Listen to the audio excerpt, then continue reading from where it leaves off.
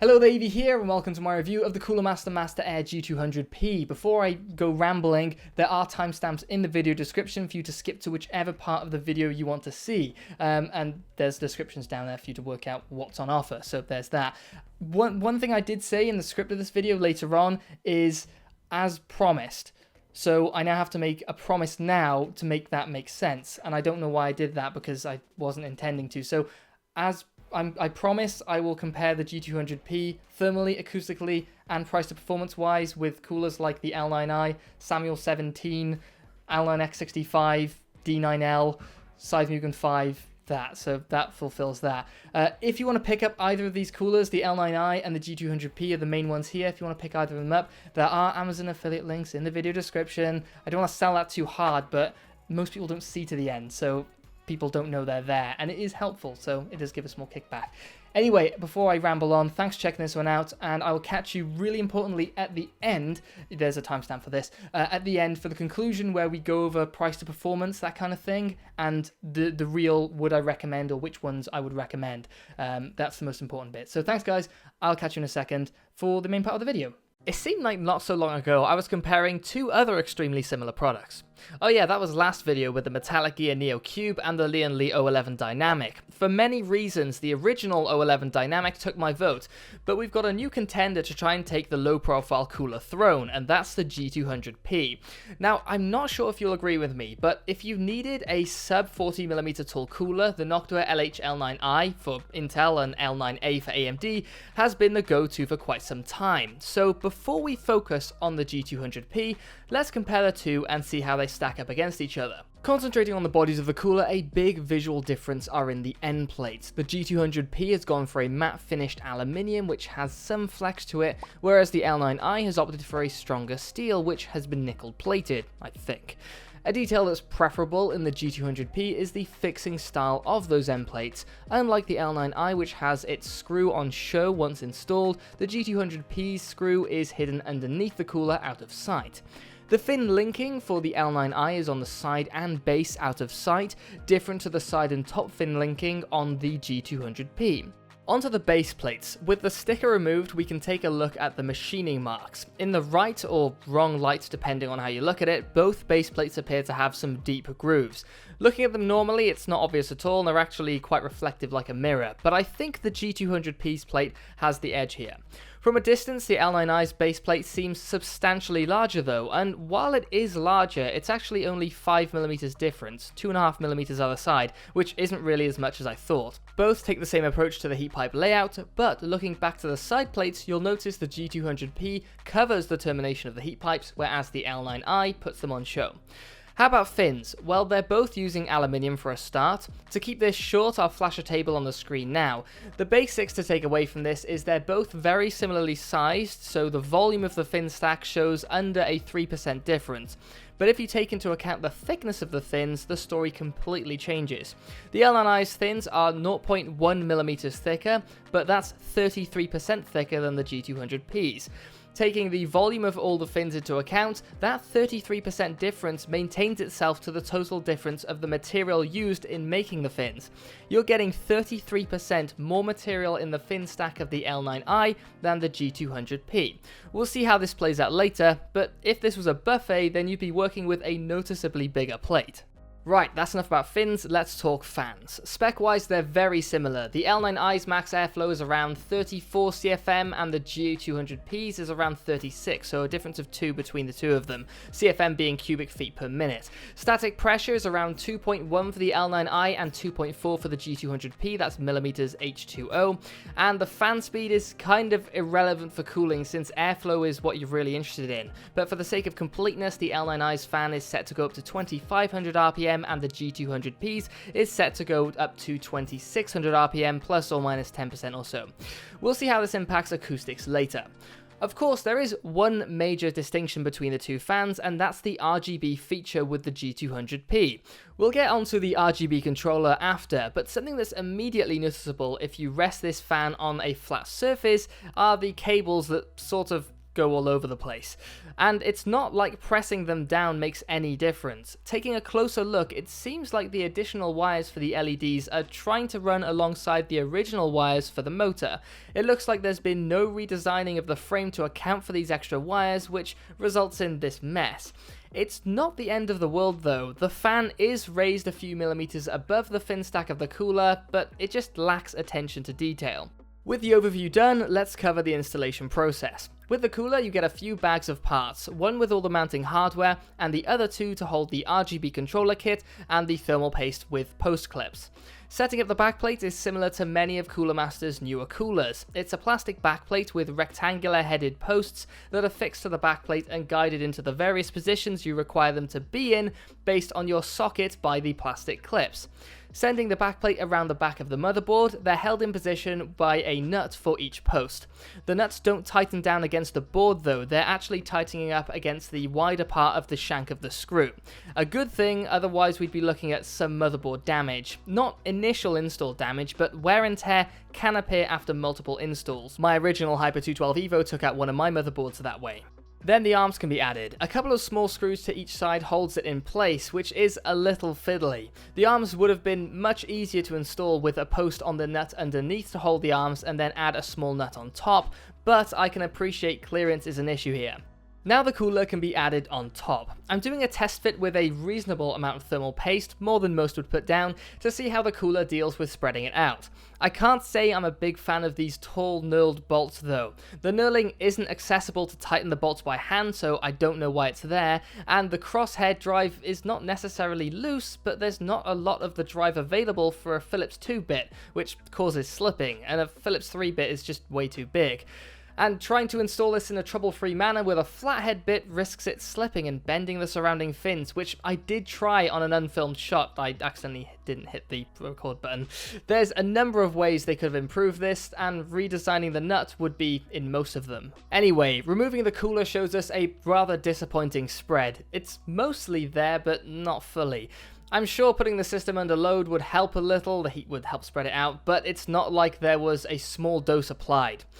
So for the testing, I'm applying more. Now, I'll admit this was way more than I intended to add, but the cat was out of the bag, so I'm just going to have to deal with cleaning it all up afterwards. Don't stress yourself about having too much. All the excess will be squeezed out onto the sides like toothpaste, leaving the maximum amount the hardware will allow. Like the L9i, fixing the fan to the cooler requires a set of screws, and the jumble of wires beneath don't cause an issue due to the offset mentioned earlier. A quick note about the RGB, something that I could gloss over since I'm not that interested in it, but I know some are. The controller needs a 4-pin Molex connector, but has a pass-through, so you don't need to add that daisy chain power supply unit cable to add to it, just the single one if you've got one. The other end of the Molex connector links to the control box, and the RGB cable from the fan does the same. Turning the system on, if all is going well, you'll get a static color, and you can use the control box to change the style of the light with the top button, the color in the various styles with the central button, and the brightness with the lower button. But bear in mind, anything but full brightness will flicker on camera unless you change the shutter speed on the fly. Also, I'm not using two cameras, so these two shots weren't in sync if that was throwing you off. So there we have it, the G200P up and running. Let's get into testing and see how it performs.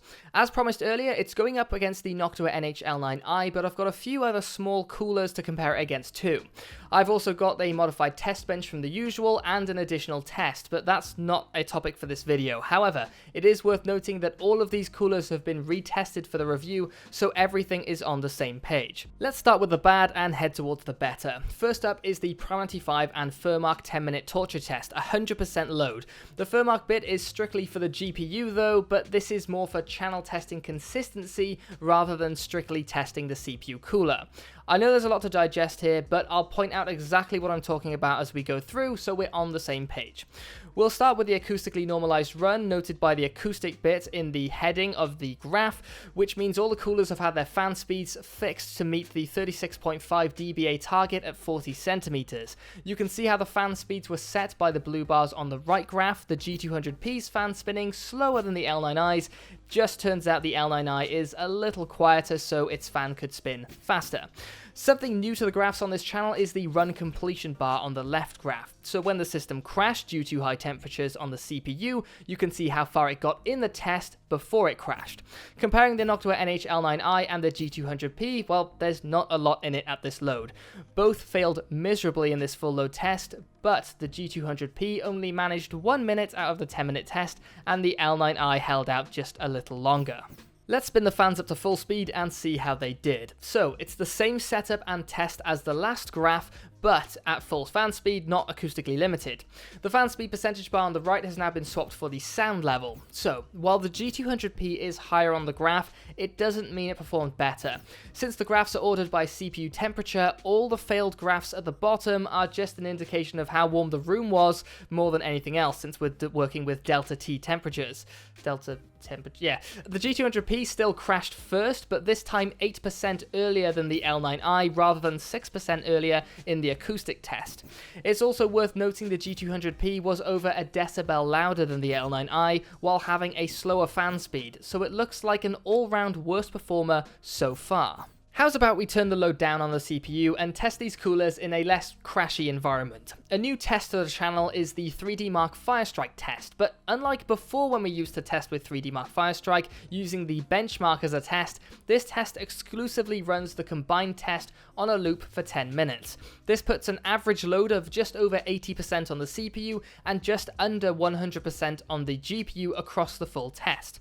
With the roughly 20% less load, both coolers made it through unscathed on the acoustic run, but the L9i still seems to be edging out ahead of the G200P by a not insignificant 2 degrees Celsius. Again, we see despite the L9i's smaller size, its seemingly quieter fan or quieter design of the heatsink has allowed the fan to spin a little faster.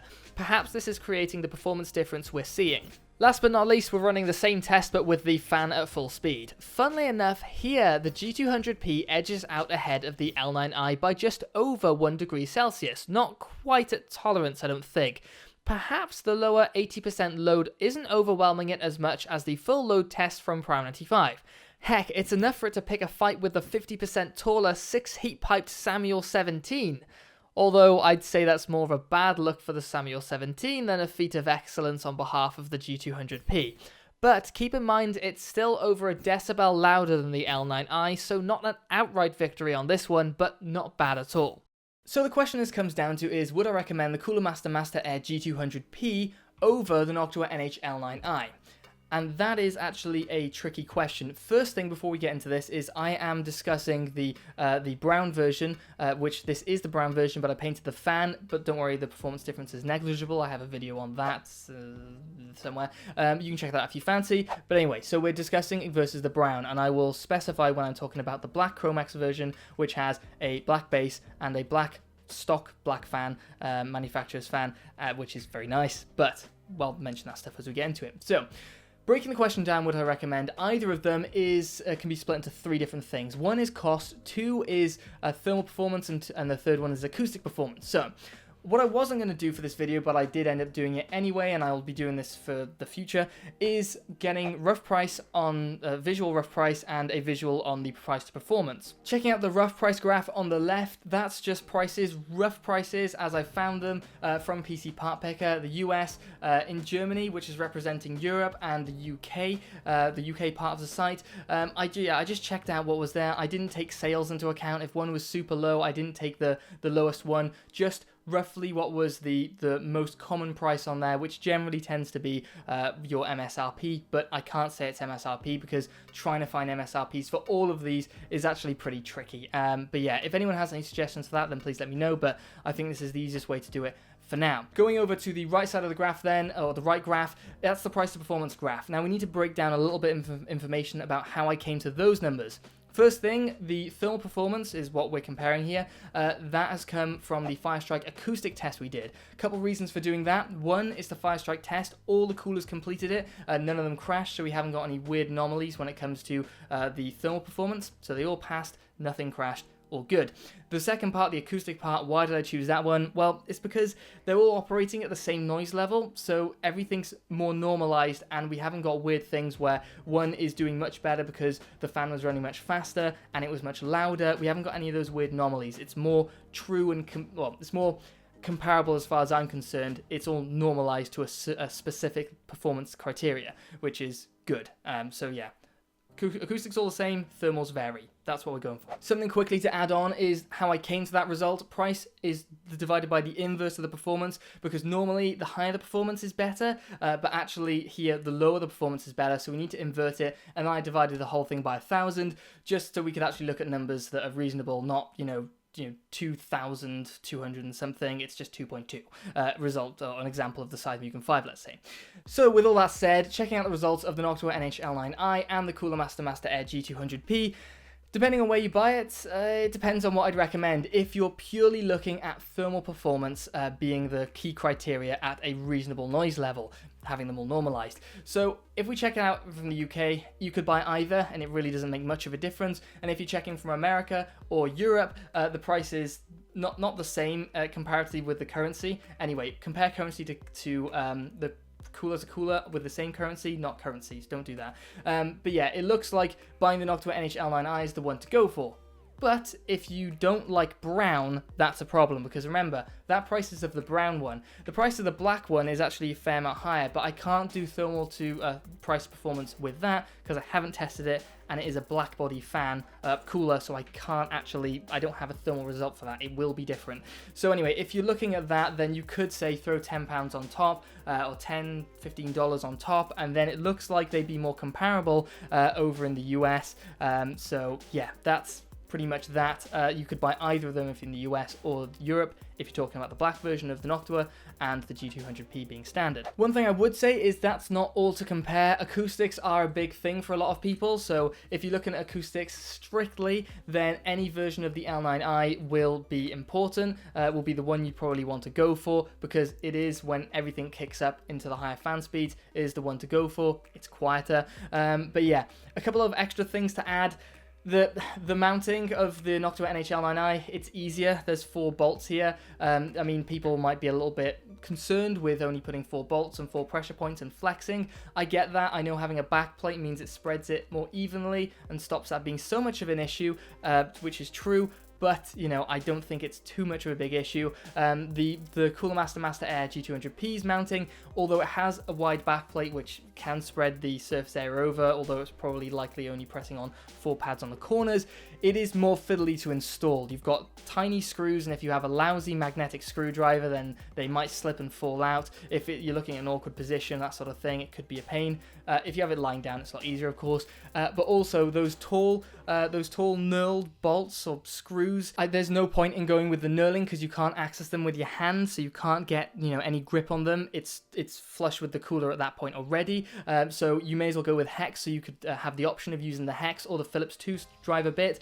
Also, the hole in the center, it tapers out, so it means that there's really not a lot of grip for the drive, not a lot of drive there for the bit to grip onto, which there's just no point in having it in that kind of style. So that needs a little bit of work as far as I'm concerned. Again, a flat spade bit, or your flat bit, I don't know what I'm saying there, a flat driver bit, it just can slip, and then you end up causing little bits of bending and stuff on fins if you slip, which it can happen. So there's that. Last point then is, I'd say build quality is with the L9i. It just feels a lot more solid with these steel side panels. It just feels better than the more flimsy aluminium ones, so maybe a point for you to think about there.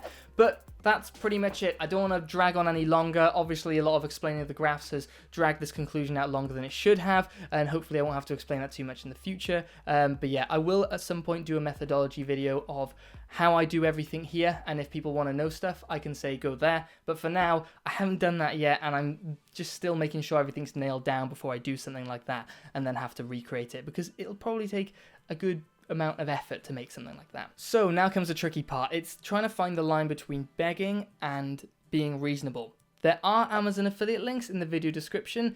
If you check those out, you can see what the prices are of these places in your region through Amazon. If the price is good, please consider picking one of these up. It will give a small kickback to the channel, which is helpful.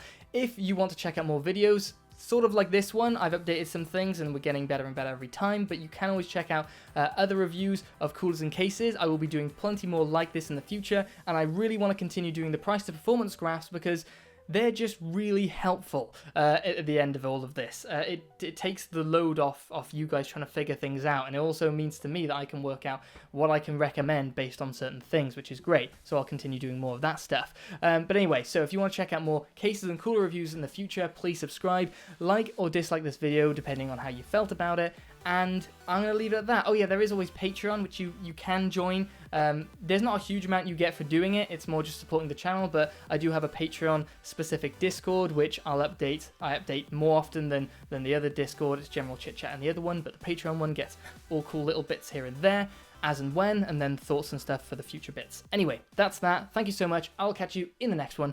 Bye-bye.